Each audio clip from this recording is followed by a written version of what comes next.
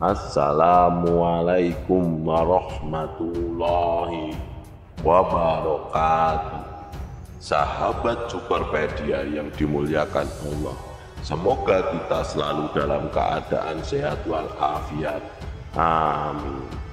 Kisah ini diceritakan dalam kitab Al-Majalis As-Saniyah karya Syekh Ahmad bin Syekh Hijazi Al-Fusni.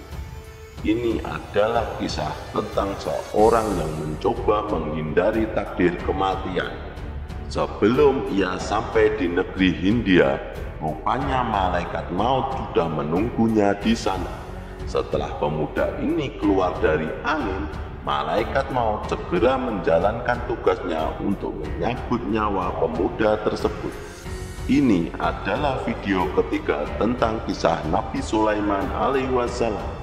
Dua video sebelumnya bisa kalian tonton di channel ini. Sebagaimana takdir kematian manusia yang tidak dapat dimajukan atau ditunda. Bila saatnya tiba, hari kematian seseorang pasti akan datang. Takdir ini tidak mungkin berubah. Meskipun kita bersembunyi di ujung dunia atau di bawah lautan, malaikat maut tetap akan menjangkaunya atau menemukannya.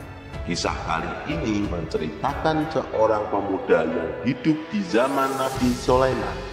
Ia mencoba lari dari kematiannya. Di sini akan dikisahkan bagaimana takdir dari Allah Subhanahu wa Ta'ala bekerja, dan bahkan takdir itu tidak mungkin meleset oleh sebab apapun.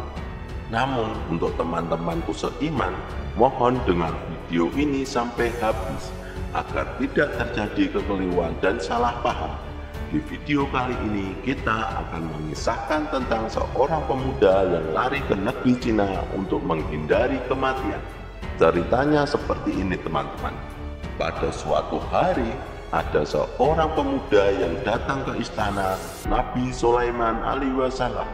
Pemuda ini adalah salah seorang rakyat Nabi Sulaiman. Ia datang hendak bertamu dan ingin berbincang-bincang dengan Nabi Sulaiman. Di tengah perbincangan mereka, datanglah seorang yang hanya berdiri di pintu istana Nabi Sulaiman.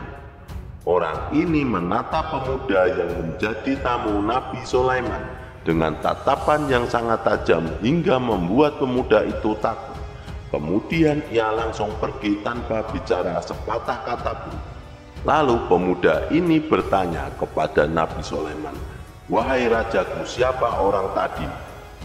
Nabi Sulaiman alaihi wasallam menjawab, "Dia adalah malaikat maut."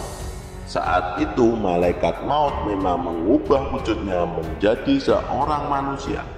Pemuda itu bertanya lagi, "Wahai Nabiullah, tadi aku melihat dia selalu melirik kepadaku dengan tatapan yang tajam. Aku menjadi sangat takut. Jangan-jangan ia hendak mencabut nyawaku. Mohon rajaku, selamatkanlah aku dari kematian ini." Pemuda ini tahu bahwa itu adalah isyarat bahwa ajalnya sudah dekat. Nabi Sulaiman alaihi wasallam pun bingung bagaimana cara membantunya. Nabi Sulaiman berkata, "Bagaimana caranya aku bisa menyelamatkanmu dari kematian?" Lalu pemuda ini berkata, "Bisakah engkau menyuruh angin untuk membawaku pergi ke negeri Hindia? Mungkin saja dengan begitu malaikat maut akan kehilangan jejakku dan tidak akan bisa menemuiku." Hindia yang dimaksud di sini mungkin adalah daerah di sekitaran negara Cina. Lalu Nabi Sulaiman alaihi wasallam berkata, "Apa yang kau minta bukanlah sesuatu yang bisa menghindarkanmu dari kematian. Tapi baiklah, aku akan menyuruh angin untuk membawamu pergi ke negeri Hindia." Tak lama kemudian angin besar menghisap pemuda ini dan membawanya dengan sangat cepat ke negeri Hindia. Sebelum ia sampai di sana, rupanya malaikat maut sudah menunggunya di sana. Ketika pemuda ini keluar dari angin, malaikat maut menjalankan tugasnya untuk mencabut nyawanya. Teman-teman seiman, setelah pemuda ini meninggal dunia, malaikat maut datang kepada Nabi Sulaiman alaihi wasallam. Nabi Sulaiman bertanya, "Wahai malaikat maut, mengapa tadi kamu melirik pemuda itu dengan tatapan yang sangat tajam?